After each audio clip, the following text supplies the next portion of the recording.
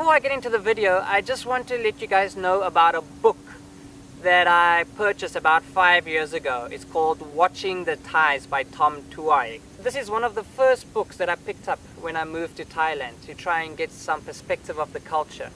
I bought it at a local bookstore. I mean, just the picture itself. How could you not buy that book?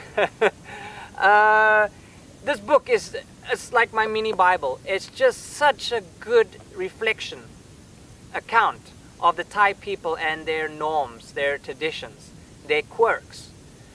This book really gave me great insight into the culture and really helped me to understand Thailand. Interesting fact, did you know that there are 13 types of Thai smiles? I had no idea.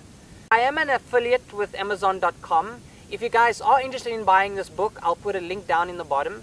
It really helped me. If any of you guys are coming over to Thailand and you want some really practical and useful information, I highly suggest this book, Watching the Thais by Tom Tuai.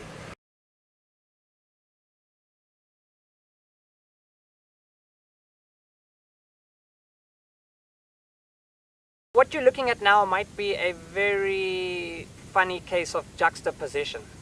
I'm out in the Kondoi village, which is known as the Ban Ruamit area. I love coming here and getting away from the city and being closer to the sort of the nature and the indigenous people here. And I'm sort of smartly dressed.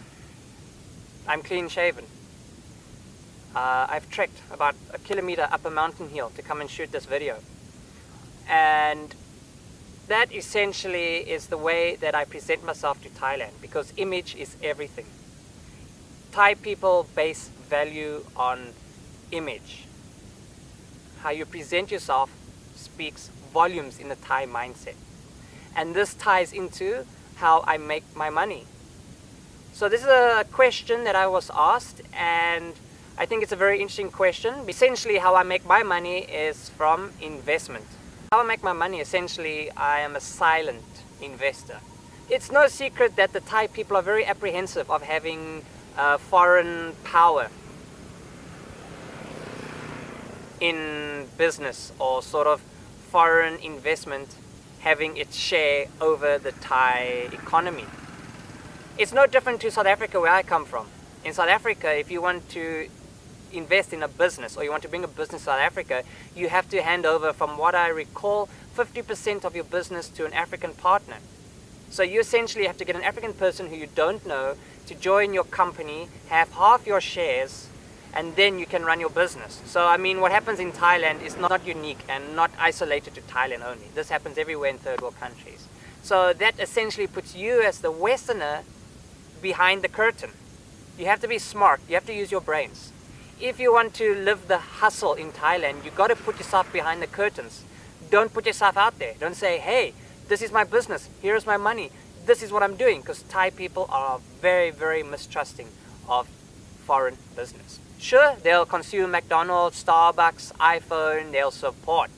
But essentially, when you're in a smaller community like Chiang Rai, people are very, very mistrusting. So you really got to have a good reputation.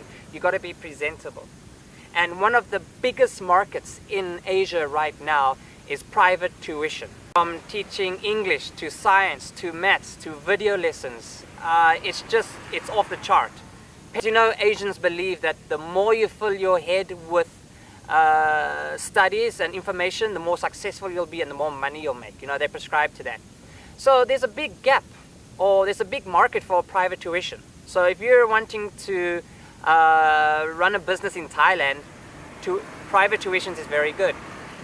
But it doesn't stop right there. Reputation is very, very important. Now, I'm only talking about Chiang Rai, right? So I saved up my money, I came over here, I put my money into a private tuition. My wife is educated, she is qualified to teach English, and therefore she does all the teaching, and I'm in an administrative capacity. I'm hands off. When you're a Farang, you have to be hands off. You can bring money into the country, sure, but you cannot earn money or take a job away from a local. So you really, really want to be as far hands off the business as you want to be, right? Reputation is important. if you're going to be in the business, if people are going to associate you with that business, you have to present yourself professionally. Present yourself in a way that people trust you. Hence, I'm clean shaven. That way, when the people look at me and they associate me with my wife's business, they trust her. And trust her with their money and their child to study with her. Which has worked out quite well for me. Opening up a business here in Chiang Rai is so easy, but it's easier for business to close than it is to start up. You've got to build your reputation. People got to know you. Our business took anything from like a year upwards to get the steam ball going. The advantage is that everything is much cheaper. So therefore your overheads, your resources, your rent is way lower than what it would be in the West. Provisions. In the West, there's 110,000 different provisions before you can start a business. Here in Thailand, anybody can start a business as they see fit. You can do business any way you like. Whether it's illegal or legal is up to debate. You'll only know that once somebody reports you. The other thing, which is if you're running a business, you don't want to piss off the locals. You don't want to intimidate anybody. You just want to be peaceful, quiet, hands off, and let the business make money for itself. So this is why I have freedom to go to gym in the mornings, to do vlogging, to come to the mountain up here on a Friday night and come to have a barbecue at a guest house, because the money that we're making is money on itself. We've invested very minimally because rent is, like I said, rent is cheap. Tuition, all you need is your curriculum. Make sure that it's an international curriculum. If you're doing tuition, you get the international curriculum and you get the local curriculum. And the local curriculums is a big business, and they are prerequisites for getting into university. There's IELTS, there's TOEIC, there's all these other sort of prerequisites for international universities that you can provide a private tutorship on. You know, you could do that if you wanted. Otherwise, if you have money and you want to put into a business, tuition is what I've been doing. You know, that's where I make the money. Yeah.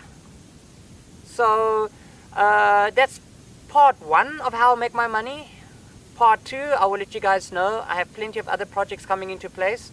I might talk to you guys about affiliate marketing, ebook sales, that kind of stuff that keeps me financially independent. Yeah, look out for that video. So just to summarize, what has worked for me, not anybody else in this world, not anybody else in this town. This is what has worked for me only. And to recap, I'm a silent investor. I've provided money into a business of which I'm hands off. And number two, building trust and a reputation with the locals. Presenting myself in a fashion where the locals will trust me, will trust my wife with their child and their money and their best interests. It's as simple as that. That's what has worked for me. That is what has kept our business alive for 5 years. Why I do the bunny ears for our is because you as a Farang, you never really own a business. Essentially, you as a Farang, you cannot own business in Thailand. You can only own 49% of a business, which essentially puts you at risk, puts you at a lower common denominator, because your Thai partner can kick you out at any time. If they want to sell the business, if they have different intentions, which is guaranteed to happen, that will happen. You end up losing your business. So you're essentially a manager at the end of the day, because you're running a business that can be taken away from you at any second of the day. That brings in a third factor, or an addition to this topic, which is trust. If you're going to run a business, you need to trust your partner 110%. I trust my wife 110%. She's university educated, she's independent, she has her own money. Therefore, I don't have to worry about her selling the business or taking the business into other directions.